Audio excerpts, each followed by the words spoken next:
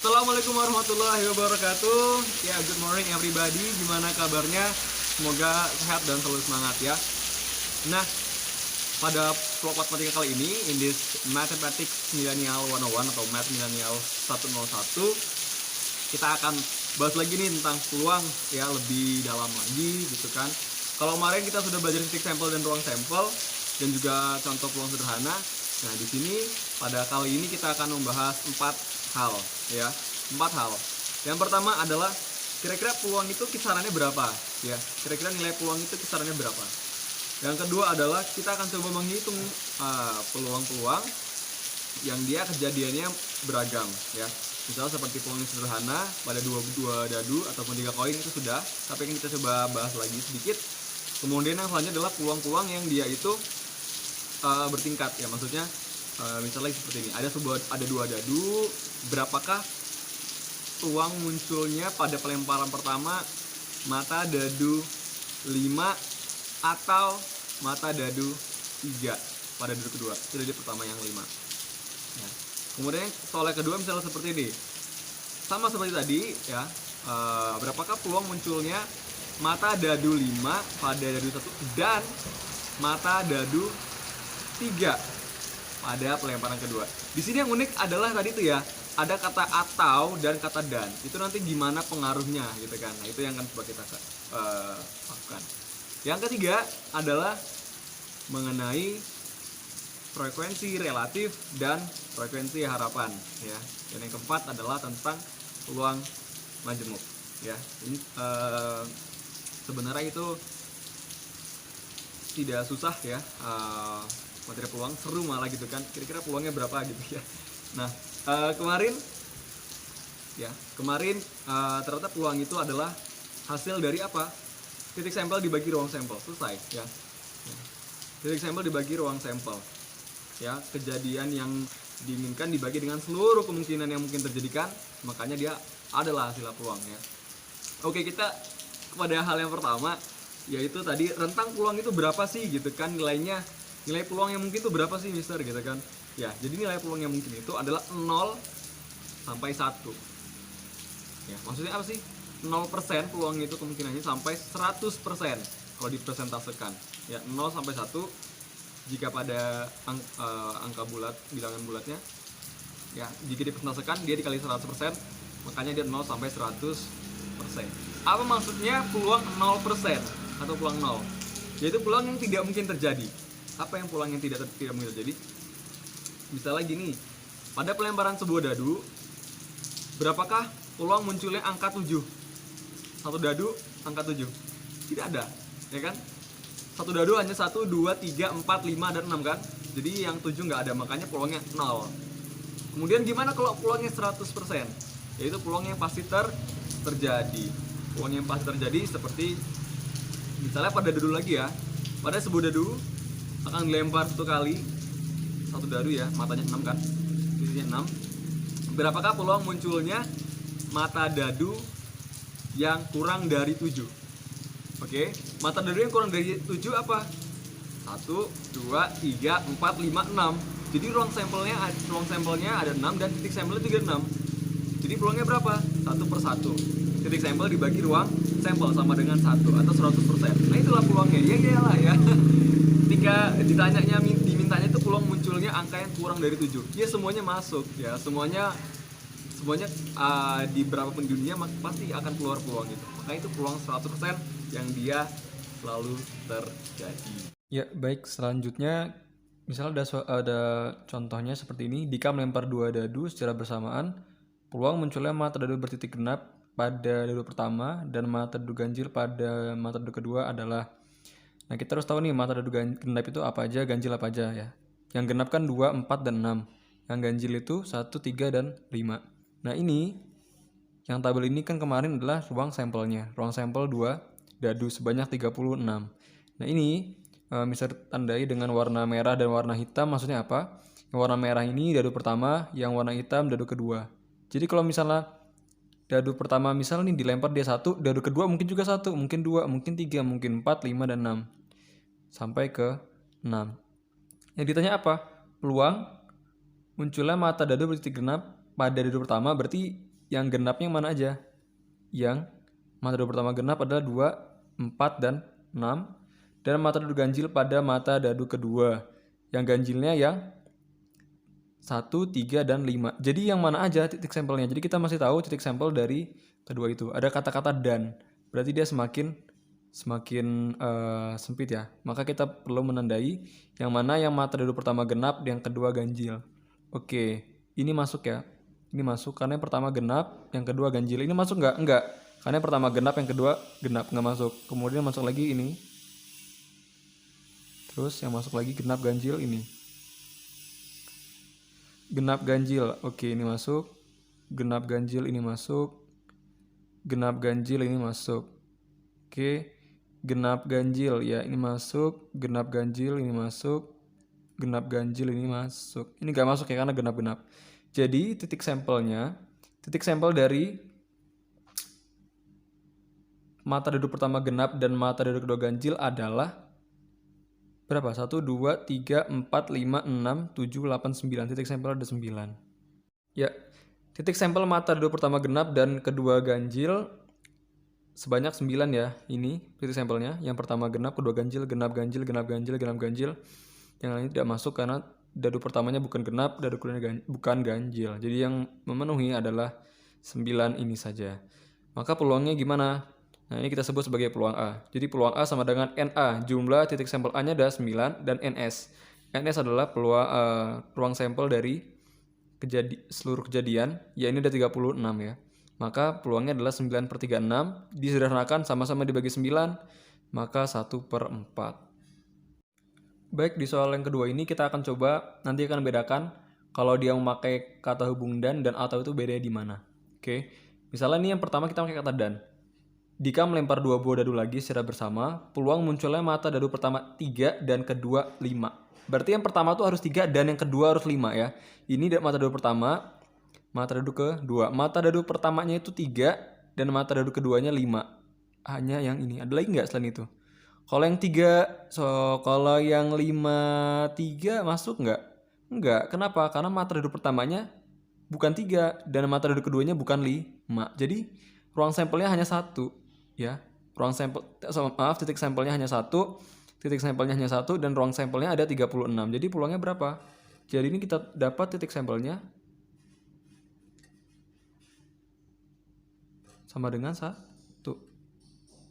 Ya, jumlah sampel 1, kemudian ruang sampelnya ada 36 ya. Jadi peluang A-nya sama dengan N A per NS ya. Sama dengan 1/36. Itu dia kalau memakai kata dan. Kalau misalnya kita ganti menjadi atau, peluang munculnya mata dadu pertama 3 dan atau, ini kita ganti atau kedua 5. Nah, kalau atau dia pasti akan lebih banyak. Kita cari titik sampelnya. Pertama yang dadu pertama 3 atau keduanya 5.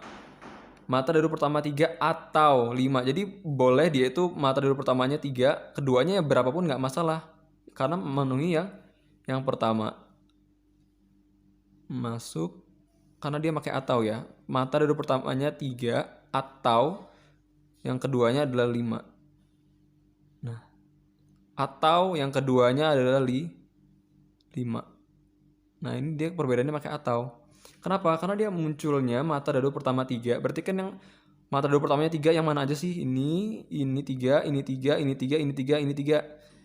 Mata dadunya atau yang keduanya 5. Boleh juga tuh dihitungnya sah. Jadi yang ini aja 5, 5, 5, 5, 5, 5.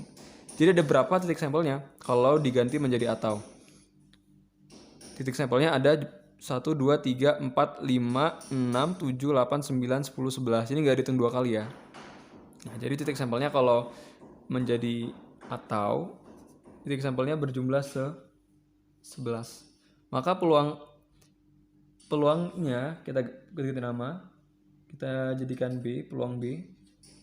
NB-nya adalah 11 dan ruang sampelnya ada 36. Nah, itu dia perbedaannya kalau misalnya pakai dan juga atau. Selanjutnya kita akan bahas tentang frekuensi relatif dan frekuensi harapan, ya. Jadi frekuensi relatif itu banyaknya kejadian dibagi banyaknya percobaan. Ya, ini sebenarnya sederhana ya, ini sebenarnya istilah gitu kan, frekuensi relatif. Jadi dia misalnya ada 20 kali percobaan dalam pengundian dadu, ya. 20 kali dadu itu diundi dan munculnya angka 6 adalah 7 kali. Jadi berapa frekuensi relatifnya? Jadi frekuensi relatifnya adalah 7/20. Ya, karena yang tadi mata dadu 6 munculnya 7 kali dan banyak percobaannya 20. Jadi frekuensi relatifnya 7/20. Atau soal lain, misalnya pada pelemparan sebuah koin dilempar sebanyak 30 kali. Sisi angka munculnya 15 kali. Jadi frekuensi relatifnya berapa? Frekuensi relatif sama dengan banyaknya kejadian dibagi banyaknya percobaan. Kejadiannya di 15 kali, ya kan? Sisi angka munculnya 15 kali. Terus percobaannya berapa? 30 kali. Jadi 15/30 sama dengan, jika disederhanakan jadi sama-sama dibagi 5 jadi 3/6. Masih bisa disederhanakan? Bisa. Dibagi 3 sama 3 jadi 1/2. Itu frekuensi relatif, ya. Tidak sulit ya, gitu kan. Kemudian selanjutnya adalah frekuensi harapan. Nah, ini agak berbeda. Jadi frekuensi harapan ini adalah hasil kali dari nilai peluang dikali dengan banyaknya percobaan. Ya. Frekuensi harapan. Misalnya pada pelemparan dadu 60 kali. Pada pelemparan dadu 60 kali, berapakah frekuensi harapan munculnya angka 3? Ya, satu dadu dia dilempar 60 kali, berapa frekuensi harapan munculnya mata dadu 3? Ya, sesuai dengan caranya nyari frekuensi harapan itu tadi nilai peluang dikali dengan jumlah percobaan. Ya, kita cari nilai peluangnya dulu. Ya, peluang munculnya 3 dari sebuah dadu itu berapa? Ya, titik sampelnya hanya 1 kan, 3 itu sendiri kan. Ya, kemudian ruang sampelnya satu dadu ada berapa? Ada 6. Ya kan, jadi 1/6. Peluangnya adalah 1/6. Percobaannya berapa kali? 60. Jadi 1/6 dikali 60 adalah 10. Jadi frekuensi harapan munculnya mata dadu 3 dari pelempar 60 kali adalah 10. Satu lagi nih yang lain. Misalnya pada pelemparan 2 buah dadu. Ya, pada pelemparan 2 buah dadu, berapakah frekuensi harapan munculnya mata dadu berjumlah 9, dengan pelemparannya 180 kali. Wow, 180 kali. Oke. Kita lihat dulu, kita bedah dulu. 2 buah dadu. Ya, kita cari peluangnya ya. Jumlah mata dadu 9, 2 buah dadu. Oke. 2 buah dadu, ruang sampelnya ada 36 atau seluruh kemungkinannya ada 36, ya kan? Itu dia 1 dadu pertamanya 1, dadu kedua 1, dadu pertama 1 sampai 2, 3, 4, 5, 6 dan lainnya. Tabelnya ini saya ingatkan kembali, Mister ingatkan kembali. Kemudian mata dadu berjumlah 9. Mata dadu berjumlah 9 itu apa aja? Oke, dadu pertamanya misalnya 3, dadu keduanya 6. Jadi 9 ya, oke. Kemudian kebalikannya. Mata dadu pertamanya 6, mata dadu keduanya 3. Jadi 9 lagi, oke. Kemudian berapa lagi? 4 dan 5. Ya, mata dadu pertama 4, mata dadu keduanya 5. Kemudian mata dadu pertamanya 5, mata dadu keduanya 4. Ada lagi nggak yang lebih jumlah 9? Udah ya, itu aja kan. 7 sama 2 nggak masuk ya, nggak ada angka 7. Oke, jadi ada 4, ya kan? 4/3, 6. Ya kan, jadi peluangnya 4/3, 6. 4/3, 6 kalau disederhanakan menjadi berapa? 4/3, 6 menjadi 1/9.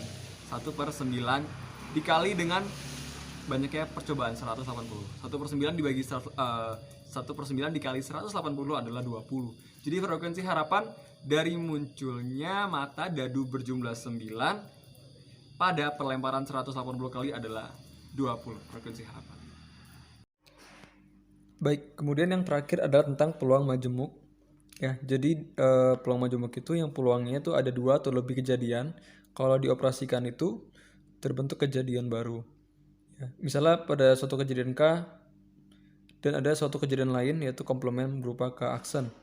Dia harus memenuhi peluang K ditambah peluang K aksen. Itu tanda petik dibacanya aksen ya.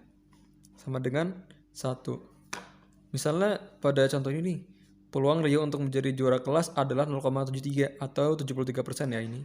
Maka peluang Rio tidak menjadi juara kelas adalah, nah kan jadi ada peluang ketika dia jadi juara kelas dan tidak jadi juara kelas. Maka itu disebut peluang majemuk karena ada dua kejadian yang kalau dioperasikan itu terbentuk kejadian baru.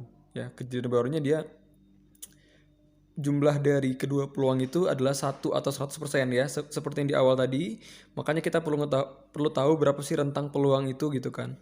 Nah, jadi kalau pada hal Rio ini kita jawab seperti ini, misal PK itu adalah peluang Rio jadi juara kelas. PK aksen Rio tidak jadi juara kelas. Yang ditanya peluang Rio tidak menjadi juara kelas. Maka pakai peluang majemuk, peluang K ditambah peluang K aksen sama dengan 1 ya. Peluang K-nya 0,73 ditambah PK aksen sama dengan 1, berapa kira-kira yang memenuhi ini?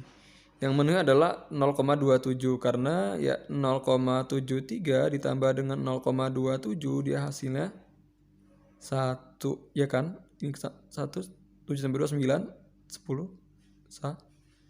1,00 adalah 1. Bukan 100 ya, 1,0 adalah 1. Nah 1 kalau dipersentasekan jadi 100%. Makanya PK aksen adalah 0,27. Nah itu contoh dari peluang majemuk. Ya, jadi itu ya yang kita pelajari pada hari ini ya. Ada 4 tadi ya, tentang peluang nilainya berapa aja sudah terjawab. Kemudian yang kedua tentang apa tadi? Macam-macam peluang ya, dari peluang sederhana sampai beberapa peluang ya bertingkat. Kemudian yang ketiga tadi tentang apa tadi? Frekuensi harapan dan frekuensi relatif sudah. Kemudian yang keempat adalah tentang peluang majemuk ya. Nah, itu pada hari ini kalau misalnya ada pertanyaan bisa tulis di kolom komentar ya. Ya, kemudian nanti akan dijawab insya Allah ya. Dan terus semangat untuk belajar di rumahnya, learn from home-nya ya, jangan menyerah ya. Ya semoga COVID-19 ini akan segera berlalu sehingga seluruh siswa di Indonesia bisa belajar seperti biasa di kelas dengan normal dan aktivitas di semua bidang bisa berjalan dengan baik sedia kala. Ya, good luck. Assalamualaikum warahmatullahi wabarakatuh. Selamat siang.